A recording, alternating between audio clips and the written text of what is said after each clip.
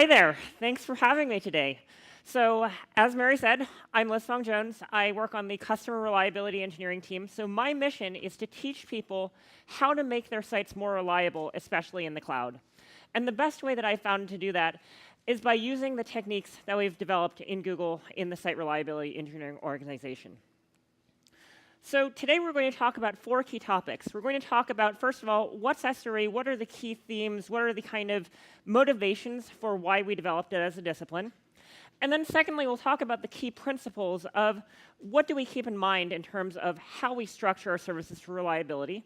And then third, we'll talk about what are the kind of concrete day-to-day practices you should expect to have on your teams, not necessarily SRE teams, but anyone thinking about operations. And then finally, I'll give you an idea of how to get started if these ideas sound interesting to you, kind of where to go, what to do. So first of all, I want to lead off with talking about what worries us about reliability. What are the things that make us nervous in this world of microservices, in this world of many cloud providers, right? What things make us nervous? And some of these boil down to not being sure that things are going to run the same way in production versus in your development environment. Or maybe you're afraid that as you scale your service by a factor of 10, that you'll have to hire 10 times as many people to operate your service, right? These are all kind of very scary things that we have to think about in order to develop confidence that we can build large-scale applications. So I'm going to talk about what are the needs that we serve with site reliability engineering techniques, and kind of what are the organizational structures that we need in order to make sure that our sites scale. So this is a conference that's dedicated to the lead developer, right? People who develop software, people who perhaps write features.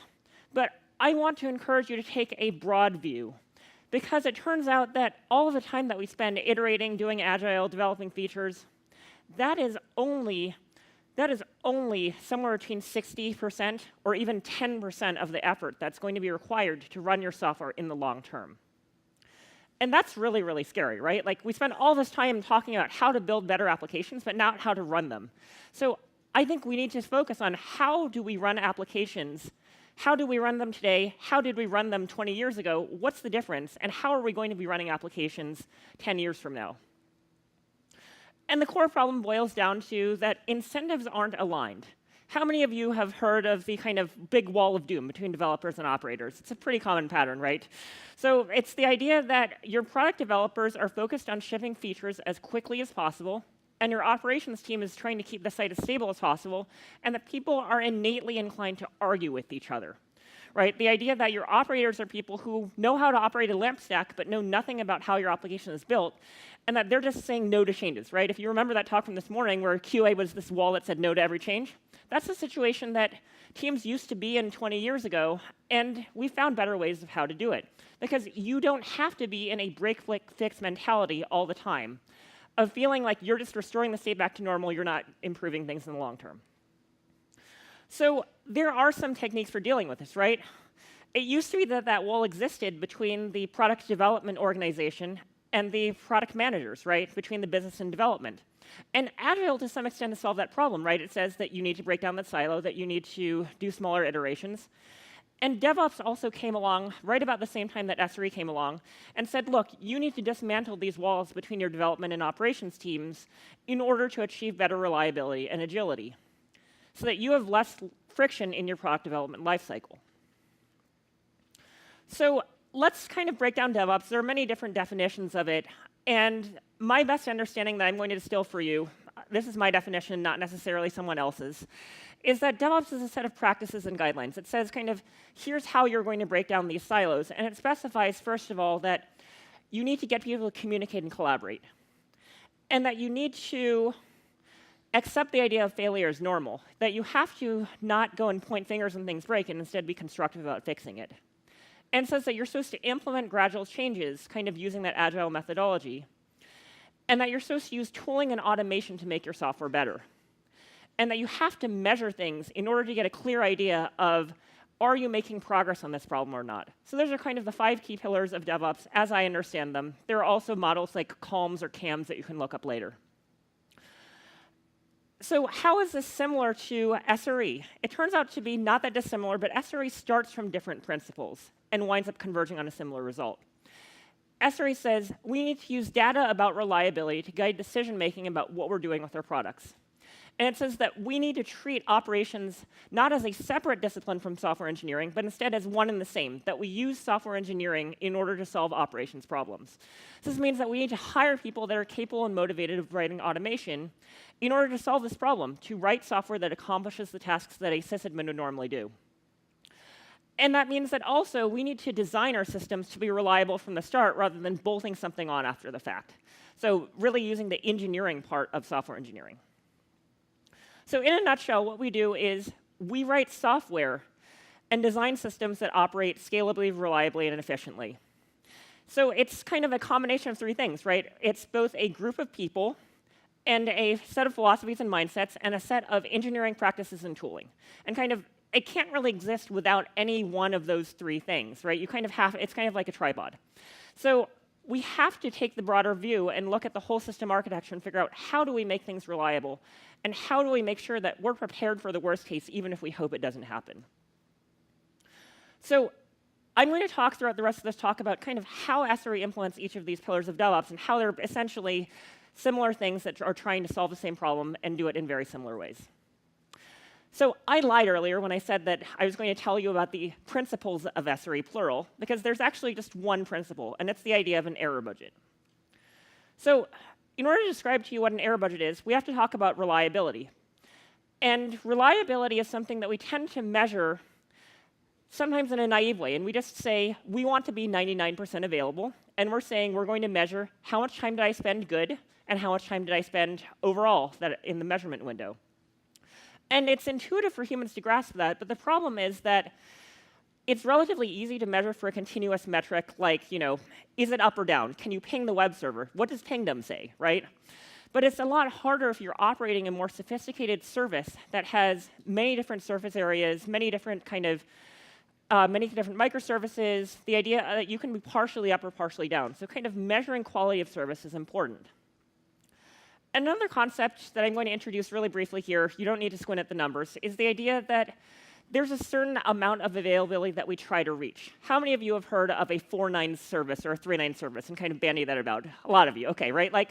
So it's this concept that we have a certain amount of downtime that we're willing to tolerate, and depending on how many nines you want, that amount shrinks infinitesimally. But it turns out that the one thing you can't do is you cannot set 100% as your target for availability. It's basically the wrong reliability target for everything, according to Ben Trainor-Sloss, the vice president who invented SRE at Google. So what do we do instead? We need to pick what is going to meet the needs of our users. Are people going to notice your site being down for 1 picosecond? Are people going to notice your website being down for 30 minutes, right? In a 90-day period, right? So we have to define as a product management concern what level of reliability are users going to care about and what are they not going to care about.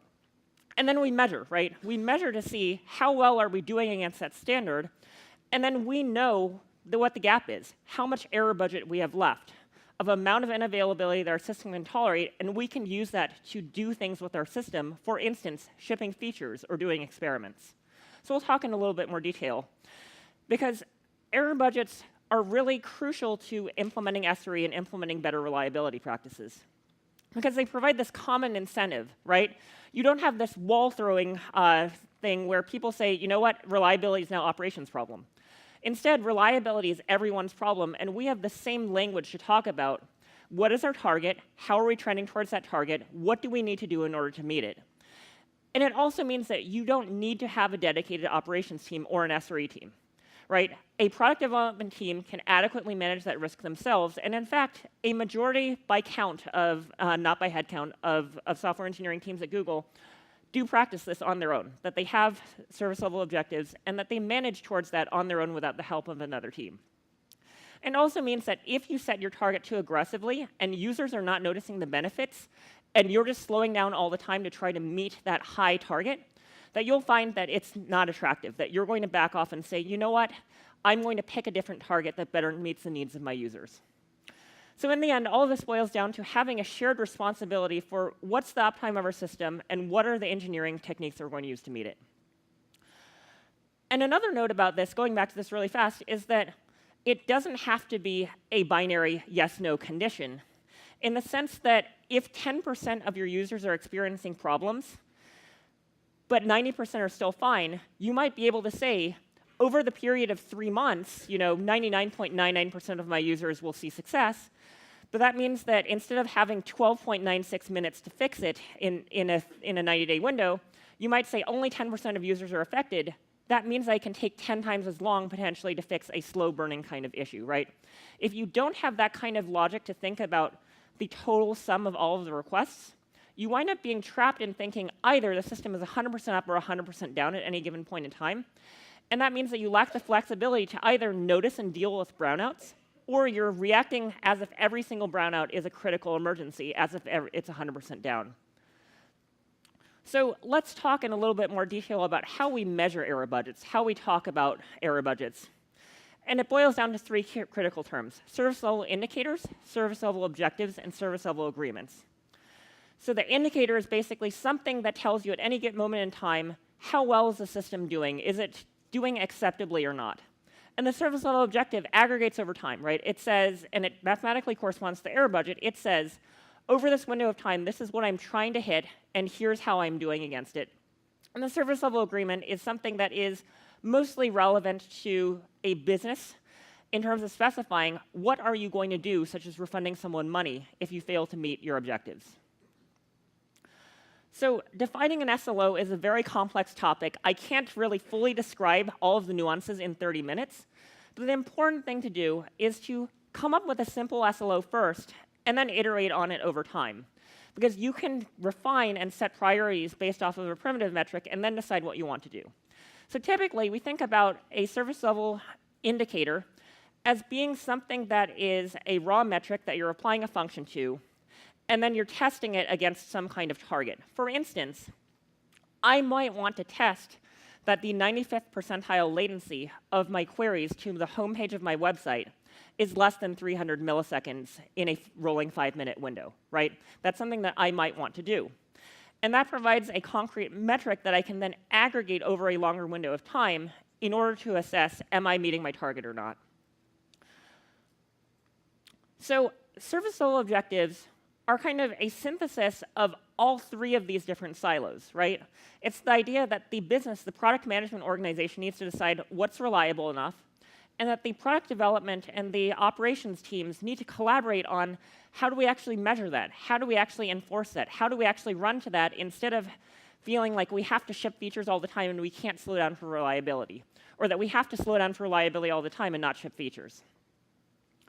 So going back to that original diagram that I showed about how SRE and DevOps relate to each other, I think it's a little bit clearer now that just the concept of error budgets alone reinforces the idea that we have to share ownership of error budgets, that we have to accept failure as normal and not set 100% as our target, and that we have to measure reliability.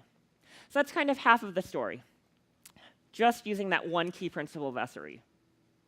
But let's talk now about what are the practical things that any mature operations team should be doing, but especially an SRE team. So I would break these down into 4+1 areas. Then we have to think about metrics and monitoring, then we have to think about capacity planning, then we have to think about change management and emergency response, and then finally, we have to have this overarching theme of maintaining a healthy culture of respect over all of this. So I talked earlier about the idea of measuring your service level objectives. So this is kind of where the area of practice of monitoring and alerting comes from. The idea that we need to measure how are we doing with our service level objectives, that we need to make sure that we have high-quality alerts that measure only when the service level objective is threatened. But when those alerts go off, we have to be able to dig in and debug and figure out what went wrong in order to fix the problem. And if you don't spend engineering time doing this, what you'll wind up having is a stream of noisy alerts that really annoy people and result in you not actually finding problems fast enough, and your users will be unhappy and your error budget will be spent. The next area that I want to talk about is the idea of capacity planning, that even if the cloud scales infinitely, your CFO probably cares a lot about what is your cost of goods sold. how do you know how much spend you're going to have on your cloud provider or on your physical data centers, right? So you have to plan for organic growth from users signing up. You have to plan for inorganic growth from launching features that consume more resources. And that you have to be able to correlate how many users do I expect to have to how many cores should I buy, how much RAM should I buy. And going hand in hand with that is the idea that someone has to own efficiency and performance, right? The idea that someone has to be responsible for looking at, am I running the service appropriately hot? And let's tie that back to service level objectives for a moment, right? It doesn't make sense to have your system running super, super fast because you've over-provisioned it by a factor of 10 and you're wasting 90% of your resources, right? Nor does it make sense, on the flip side, to run your service at 110% utilized and have your latency degrade and have all of your users be unhappy and be burning your error budget. So you have to strive for somewhere in that happy medium. And you can do that two ways. Like, either you can throw more resources at the problem when it looks like your service level objective is endangered and pull resources away when it's not. Or you can go and detect, hey, this release is causing a problem. I'm going to automatically roll back rather than throwing more resources at it. Which brings us to the idea of change management, the idea that the vast majority of outages in production systems are caused by changes to that production system rather than something changing on its own, right? And our internal data at Google says that 70% of our outages are caused by either a new binary being pushed or a new configuration being pushed. 70%, right? So it means that the less damage is associated with doing a bad release, the better off that you'll be and the more reliable your service will be. So you need to think about progressive rollouts. You need to think about being able to detect problems and being able to automatically roll back without a human having to be in the loop. If you do that, that means that you're going to have fewer errors, that you're going to have fewer tired humans, and you're going to be able to launch features more quickly. In the other talk this morning that I remember that where we were talking about, you have to get into the monthly release train, and if the release gets rolled back, you have to wait another month, right? Like, that cycle should be shorter. That cycle should be on the order of a day or two if you're running a front-end stack, and even a month if you're running a planet-scale data storage service. So we need to focus on making sure that within the reliability bounds, as long as the service is reliable enough, then we need to push changes as quickly as possible, right? We need to enable product developers to ship features quickly within the bounds of reliability. Because a product feature that no one can use because the service is offline is obviously not useful. Just kind of striking that balance by using the service level objective as our guide. So it means that if we have error budget left, we can do more experiments, right? We can try pushing more often, we can run more A/B tests, right? Like, these are useful things that we can do, assuming that we've agreed upon what are the bounds of what reliability we are and aren't willing to tolerate. But what happens when things do break? The key things that you need to prioritize are, number one, having the safety to not panic. And then focusing on how do we mitigate, right? How do we make sure that as many users receive restored service as possible, frequently by rolling back a release or draining a data center. And then we need to troubleshoot to figure out what goes on, what happened. And then we need to do the long-term work of developing a fix that that particular failure mode can't happen again. And the key failure mode that I see a lot of people have is that people don't pull in help when they need it. So that brings me to the subject of thinking about what are your postmortem thresholds? What are your incident thresholds? When are you going to declare an incident and bring in other responders to help from your team? So this typically focuses on the service level objective. How much damage have you done to your service level objectives? Are we on track to run out of our error budget for the entire quarter in the next 3 hours? If so, you probably want to declare an incident. Whereas if you think you have it under control, if you think that you're going to run out of error budget if things continue for the next day, maybe you're fine to go and continue to look at it for a few more hours on your own. It's really important to think of these things before an actual outage happens and have them written down somewhere, because otherwise people are really afraid of what happens if I declared an incident and it wasn't actually a big deal. And afterwards, when you're doing the cleanup, you really have to focus on figuring out how do we prevent it from happening again, right? Documenting what happened and making sure that you really understand what are the contributing root causes. Remember, there's never one root cause. It's always multiple root causes in complex systems. And it means that you have to go ahead and actually track, are you actually fixing those things, right? Or are you just writing postmortems and having the action items pile up because no one is dealing with them, right? That's a mismatch in your engineering priorities. And the final critical thing here is blamelessness, which is very much, I think, shared in common between SRE and DevOps. It's the idea that we can't go and say, oh, it was this person's fault. Oh, it's Sam's fault, right? Like, this is something that we can't really do, because any kind of complex systems failure where a human was able to do the wrong thing is a systems failure where there is not a missing safeguard, right? Where it was too easy to do the wrong thing, or where we didn't do the right mitigation and prevention to make sure that someone can't accidentally push a release that, say, for instance, marks every single Google web search result as spam, right? Like, those are things where you can't blame a human, where you have to instead say, what are our systematic safeguards? Because if you don't do this, then you're going to find that you don't actually get the information that you need in order to fully understand what happened in an outage, and it'll keep happening again and again and again. And I think getting to the cultural section, it's really important to make sure that people feel safe in doing their work and in protecting their engineering time. That if you're saying that operations and engineering are one and the same thing, that you can't be doing operational work all the time. It's important to do some operational work, but not have it eat all of your life, right?